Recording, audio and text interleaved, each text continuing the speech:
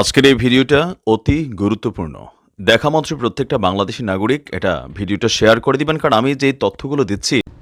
নমস্কার সুপ্রিয় দর্শক শ্রোতা, সকলকেই স্বাগত হিন্দু লাইফস ম্যাটার ইউটিউব চ্যানেলে। দর্শক, ডক্টর মোহাম্মদ ইউনূস, শান্তিতে নোবেল পাওয়া অশান্তির গডফাদার, তাকে নিয়ে জনগণের মোহভঙ্গ কি হয়েছে?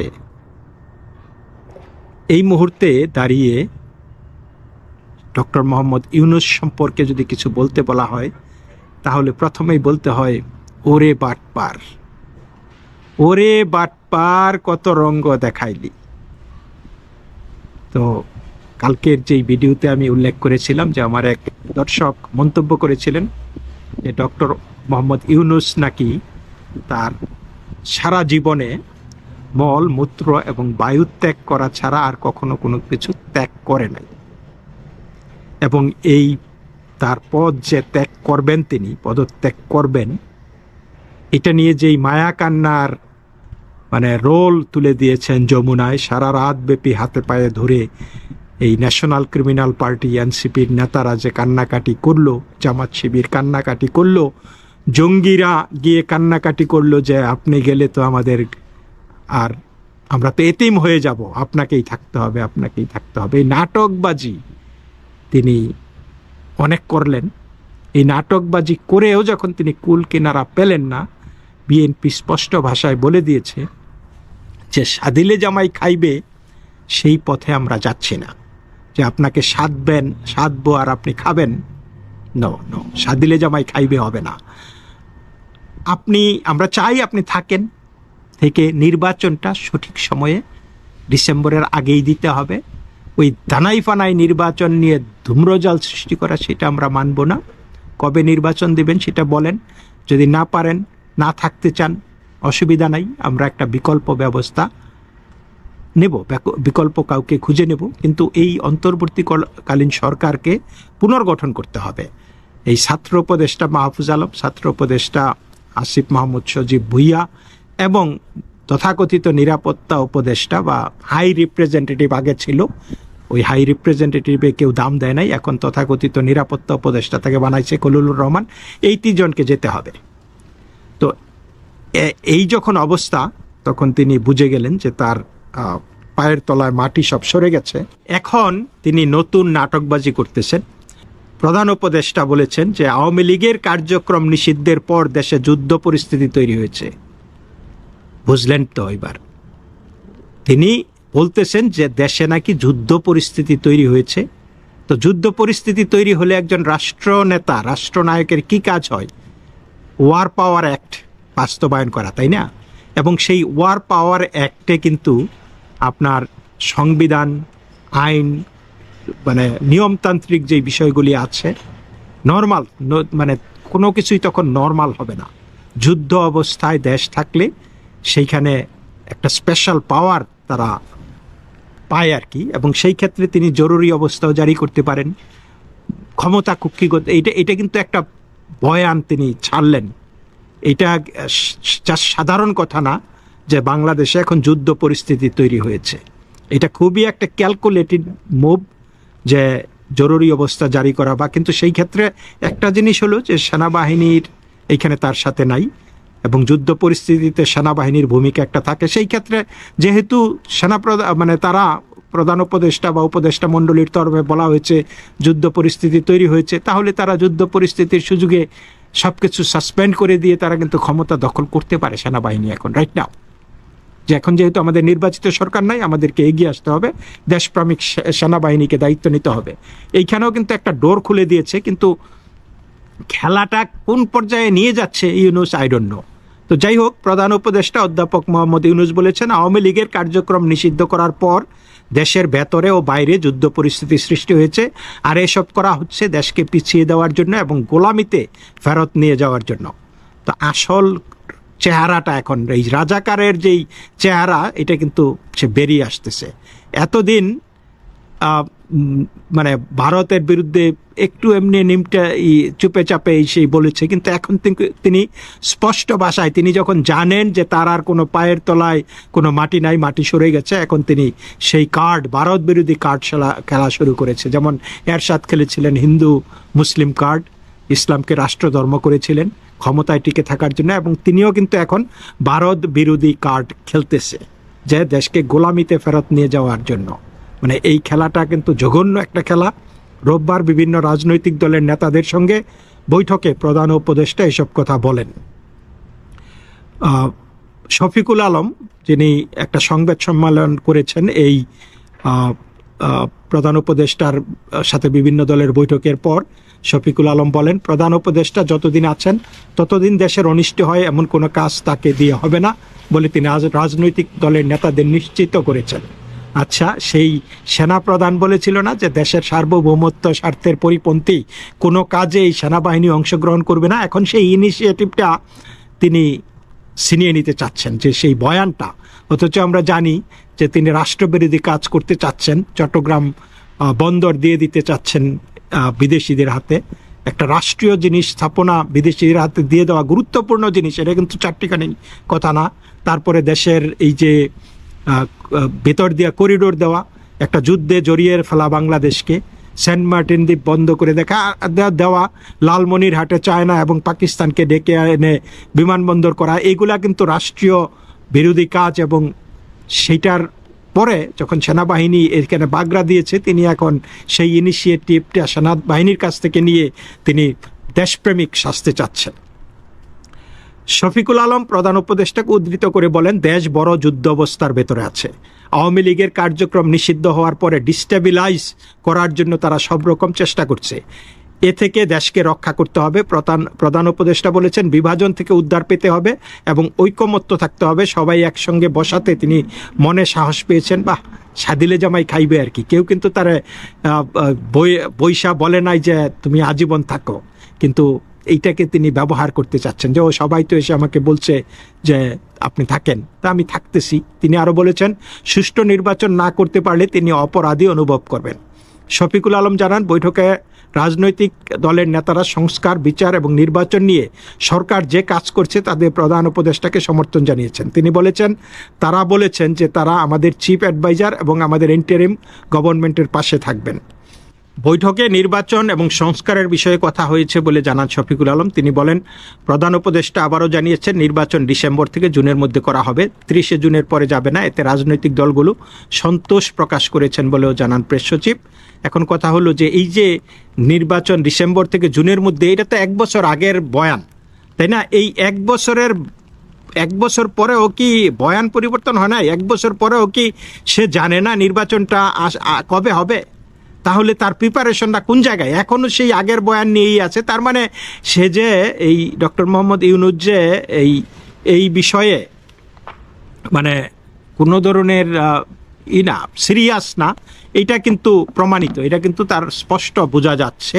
তিনি এখন এই ধানাই পানাই করে একটা পরিস্থিতি তৈরি করার চেষ্টা করতেছেন, এবং সেই পরিস্থিতিতে এই যে আমরা যেটা শুনলাম, এই প্রেস সচিবের বক্তব্য আর বক্তব্য কিন্তু এক মনে হচ্ছে না। মানে বিএনপি এবং তারপরে গণ অধিকার পরিষদ, সেনাবাহিনীর বক্তব্য কিন্তু একরকম না। তারা কিন্তু স্পষ্ট বলে দিয়েছে যে তারা ডিসেম্বরের মধ্যে নির্বাচন চায়, অথচ তারা এইখানে নিজেদের ডুগডুগি বাজাইতেছে যে সব দল নাকি বলছে যে এই অন্তর্বর্তী সরকারকে তারা সমর্থন করে, নির্বাচন, সংস্কার, বিচার নিয়ে অন্তর্বর্তী সরকারের যত পদক্ষেপ আছে সবগুলিতে তারা একমত। প্রধান উপদেষ্টাকে তারা রাখতে চায়, তার অধীনে নির্বাচন করতে চায়। তো চিন্তা করে দেখেন, মানে তারপরে আবার পাশাপাশি একটা বয়ান তৈরি করতেছে যে দেশ যুদ্ধ অবস্থায় আছে, সুতরাং এটা একটা নো অর্ডিনারি টাইম। সো তিনি নো অর্ডিনারি পাওয়ার, মানে এক্সট্রা অর্ডিনারি পাওয়ার তিনি প্রয়োগ করবেন। আবার এইখানে আরেকটা বয়ান, আরেকটা ক্রাইসিস তিনি তৈরি করার চেষ্টা করেছেন। জুলাই গণ অভ্যুত্থানে আহত হয়ে চিকিৎসাধীন অবস্থায় 4 জনের বিষ পানের খবর আবার ছড়াই দিচ্ছে। তো এই গত রোববার এই 4 জন বিষ পান করেছে হাসপাতালে। তারা এখন শহীদ সোহরাওয়ার্দী মেডিকেল কলেজ হাসপাতালে চিকিৎসা নিচ্ছেন।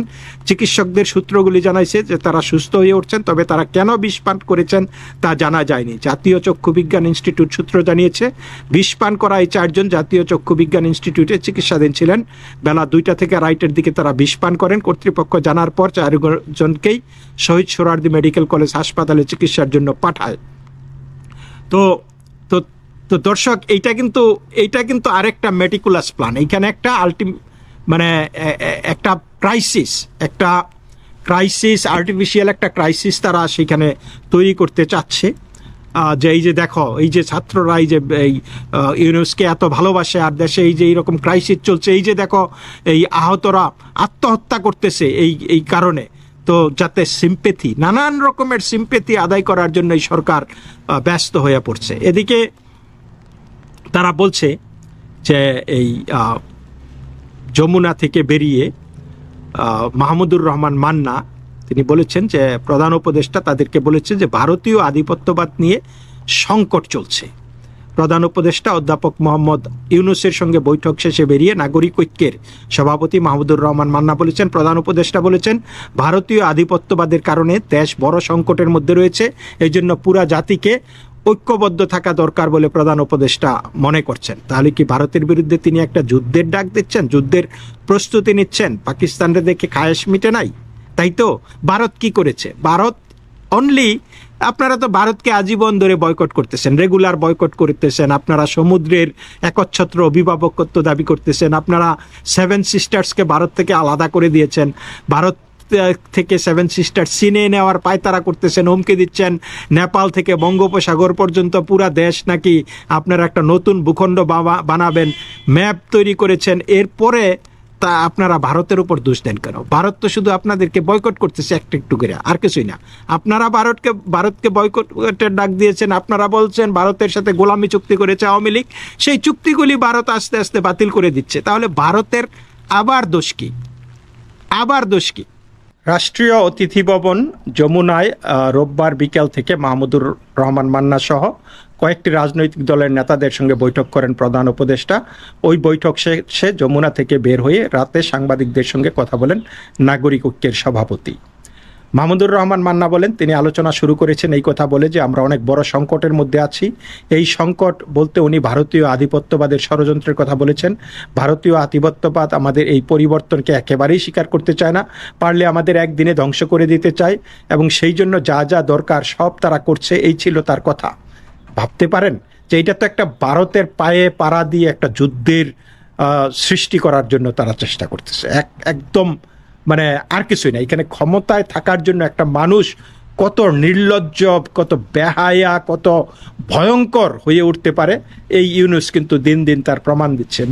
মান্না জানান বৈঠকে তারা প্রধান উপদেষ্টাকে রাজনীতিতে সম্পৃক্ত হওয়ার কথা বলেছেন। বাহ, দারুণ একটা মজা দিচ্ছে যে আচ্ছা ভাই, আপনি তো ক্ষমতা থাকতে চান, তাহলে এইটাও কি ইউনুস বুঝতে পারেন নাই যে তারা বলতেছে যে রাজনীতি আসে, আপনি যদি রাজনীতি করতে চান, ক্ষমতায় থাকতে চান, তাহলে রাজনীতিতে আসেন। সেই সঙ্গে নির্বাচনের তারিখ, নির্বাচনের রূপরেখা এবং কিভাবে নির্বাচন করতে চান তা প্রধান উপদেষ্টার বলা উচিত বলেও তাকে জানিয়েছেন।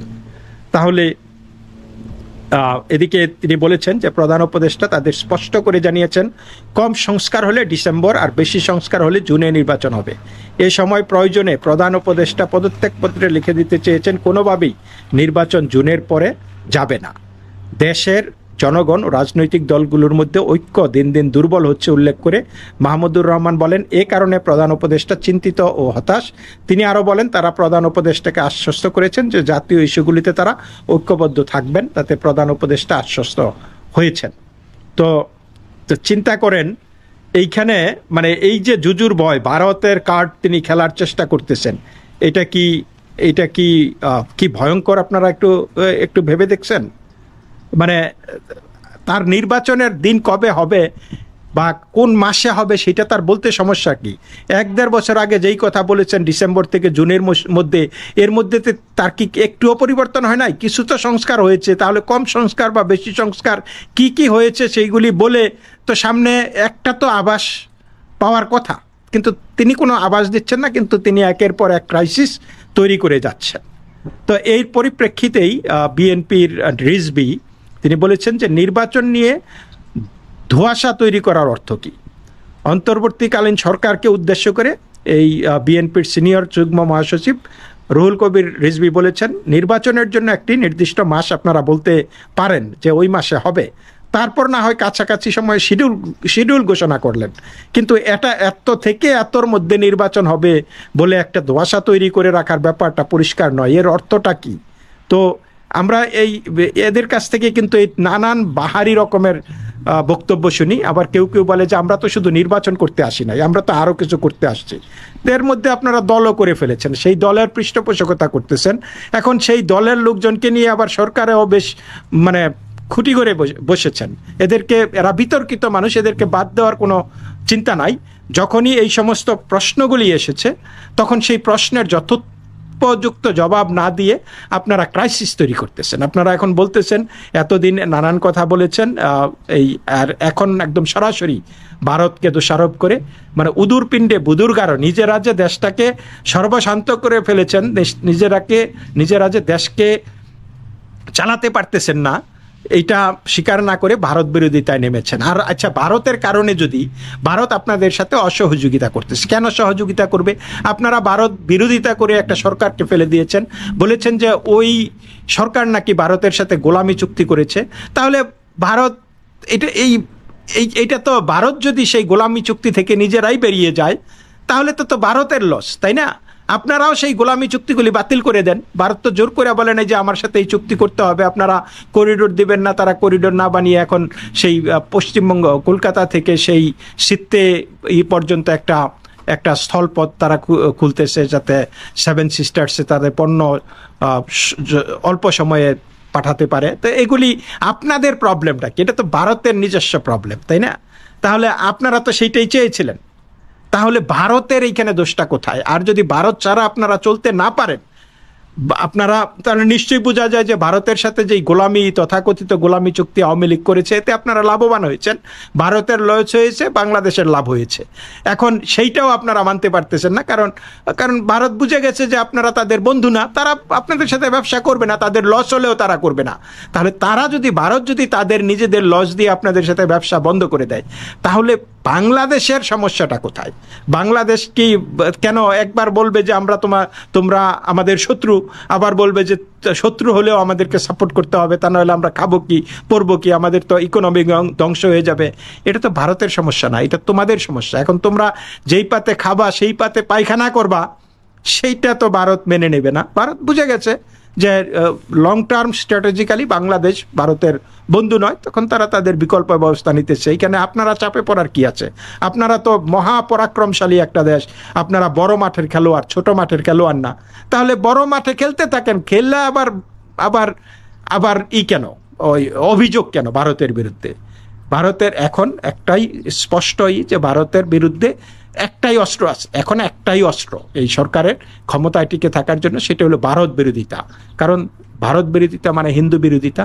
সেটা করতে পারলে হয়তো কিছুদিন মানে সরকারের পক্ষে জনগণ থাকবে, কিন্তু একটা জিনিস মনে রাখতে হবে যে এই খালি ভারত বিরোধিতা জুজুর বই দিয়ে আপনি বেশি দিন টিকতে পারবেন না। কারণ পেটে ক্ষুধা লইয়া কেউই তখন রাস্তায় নামবেন না। পেটে যদি ডিজেল না থাকে, ফুয়েল না থাকে, কেউ আপনার পাশে দাঁড়াবে না। সবাই যার যার চিন্তা করবে। দিন শেষে এইখানে ব্যবসায়ীরা অলরেডি বলে দিয়েছে যে আগামী 1-2 মাসে এইভাবে চললে বাংলাদেশের 50% ব্যবসা প্রতিষ্ঠান বন্ধ হয়ে যাবে। আজকে ডলারের দাম চিন্তা করে দেখেন কি হচ্ছে, IMF এর চিন্তা করে দেখেন যে IMF লোন দিতে চাচ্ছে না, এবং লোনটা পাওয়া মাত্র ডলারের দাম আরও 10% বেড়ে যাবে। তাতে করে বাংলাদেশের বৈদেশিক ঋণের দাম 10% বেড়ে যাবে, সুদ 10% বেড়ে যাবে। এই সরকার ফিনিশ, ইটস ডান, গন। কিন্তু এটা তো আপনি ভারতের উপর দোষটা পাইতে পারেন না। তো দর্শক, এই জন্যই এখন তারা যেইভাবেই হোক, দেশ রসাতলে যাক, জাহান্নামে যাক, ডাজন্ট ম্যাটার, তার ক্ষমতায় থাকতে হবে। বায়ুত্যাগ, মলত্যাগ ছাড়া জীবনে আর তিনি কোনো কিছু ত্যাগ করেন নাই, এইটাও ত্যাগ করবেন না। একমাত্র ওই শরীর অথবা দেশ ধ্বংস বা মৃত্যু না মানে বিলীন হয়ে না যাওয়া পর্যন্ত সেইটাই সে করবে। এবং এই যে যুদ্ধ অবস্থার জিগির তুলে এইখানে আর কি করে দেখেন। তো দর্শক, এই পর্যন্তই। সকলেই ভালো থাকবেন। নমস্কার।